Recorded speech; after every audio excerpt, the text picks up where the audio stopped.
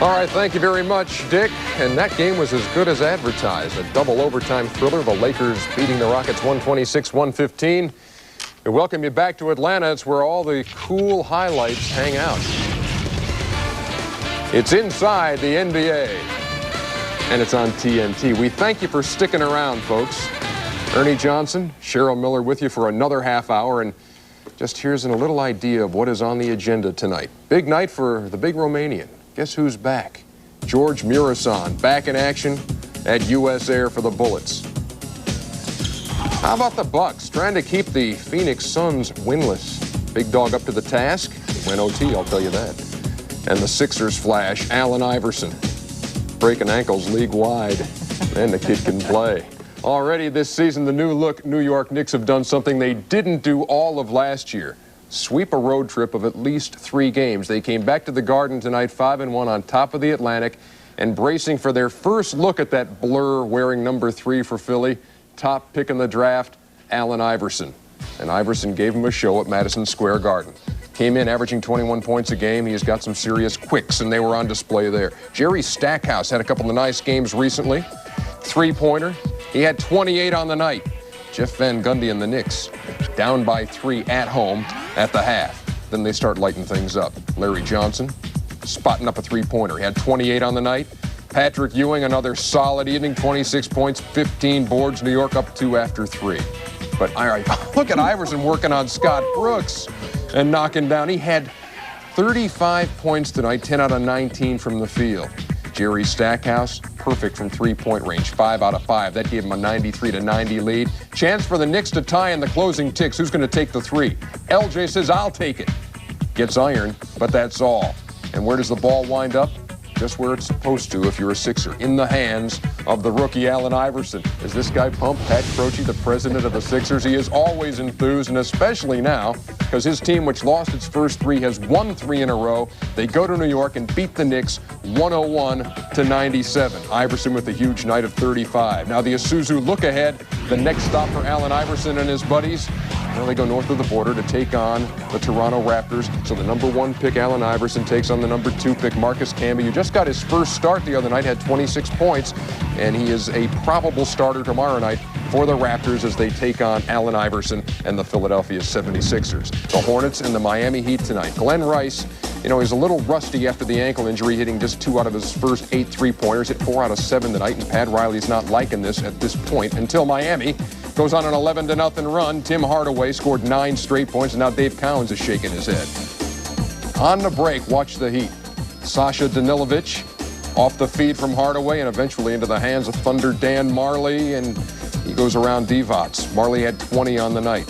Want some D? How about off the bench, Ike Austin? Tony Smith, just get it out of here, big fella. Austin with the huge block. Vlade Divac decided to show up and play tonight, had 22 points. Nice move by Anthony Mason to tip it to the Serb. They're down by 7. Tim Hardaway and P.J. Brown teaming up right here. Hardaway, nice look inside the P.J. They're up 88-84. And then here's an interesting sequence. A little one-on-one action as Hardaway makes the steal from Tony Smith. Smith the block on Tim Bug. And eventually Hardaway gets it back, and it goes. And the Miami Heat off to a 5-1 start. That's the best in franchise history, ladies and gentlemen. 105-97 winners over the Charlotte Hornets. Charlotte falls to 3-3. Hardaway with 22. Marley had 20. And that brings us to the AutoZone news of the day. And you're asking, what's up with Alonzo Mourning? How did he do against his former teammates? Glad you asked. That's why they made the AutoZone news of the day. Mourning, in his first 3 meetings with his old team, gangbusters, 26-3, 14 boards.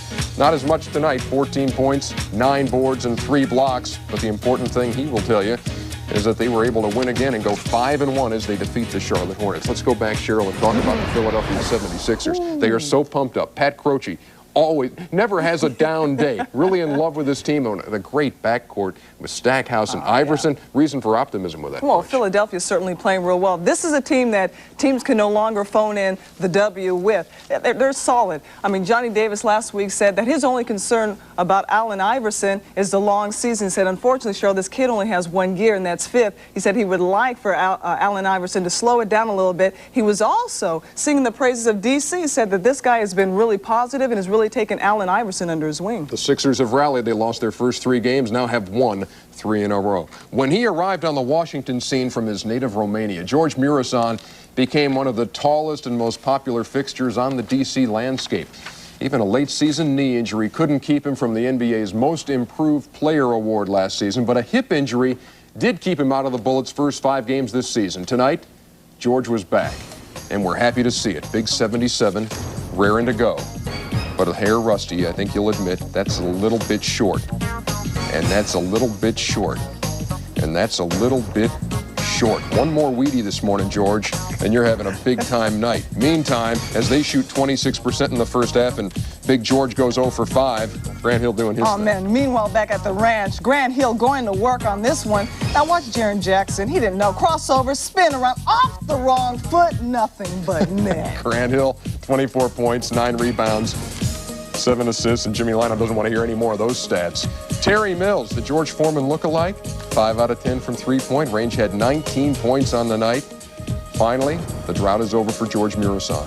Go to work, big fella. Go to work, big fella. Hey, he's got him pumped up here. The Bullets almost back in this thing. They're just down 20. And then Grant Hill to finish it off. Oh, a shake and a take on Calvert Chaney. Grant Hill doing his thing. Detroit doing its thing for the 5th time in 6 games. They are 5-1. Washington has lost 3 in a row. The final 92-79. Washington only shot 26% in the first half, as we told you. Chris Webber, 19. Juwan Howard, 15 points and 11 rebounds. The Cleveland Cavaliers and the Atlanta Hawks playing at the Omni tonight. Magic's there. He's got some theaters opening up in the Atlanta area, so he's taking in the game. 36-35 at the half. Everybody wake back up. Mookie's alive. 3 threes in the 3rd period. Oh, Bob Sura treating John Perry like a rental car. We're tied at 61. Then it's Atlanta 81-80. Mookie trying to put it away. Are you kidding me? Falling away. 83-80. Career high 39 on the night for Mookie. Bobby Phills comes right back and answers with a 3 to tie the game at 83. The Hawks do not call timeout. They just hustle it back down. And Mookie says, the way things are going with me tonight, I know that's finding the bottom. And it does. An 85-83 lead. They put it away with a couple of Eldridge Rick Hasner free throws down the stretch. And the Atlanta Hawks and the Cleveland Cavaliers an 87-83 loss. The Cavs now are 4-2. The Hawks are 4-3.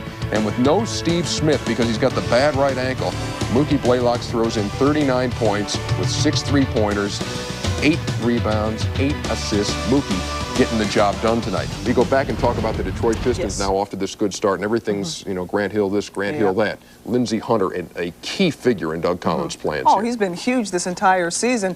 Big reason why is that Coach Collins had to finally pull Lindsey Hunter aside and said, look, Allen Houston is no longer here, so you have to be the man. I'll give you the green light, shoot your shots. His confidence is up, and he's playing tremendous basketball right now. I saw Doug Collins' press conference the other night after one of their games, and he said, look, I believe in Lindsey Hunter, and he told the reporters, and pretty soon, you're going to believe in him too. When we come back, things aren't going to look quite the same. We're going virtual with NBA Insight. And later, it's Riders' return to Minnesota as the Blazers meet the Timberwolves. And Cheryl's little brother and his buddies try to keep the Mavs winless at home. Didn't happen, and little brother wasn't around long. We'll be back.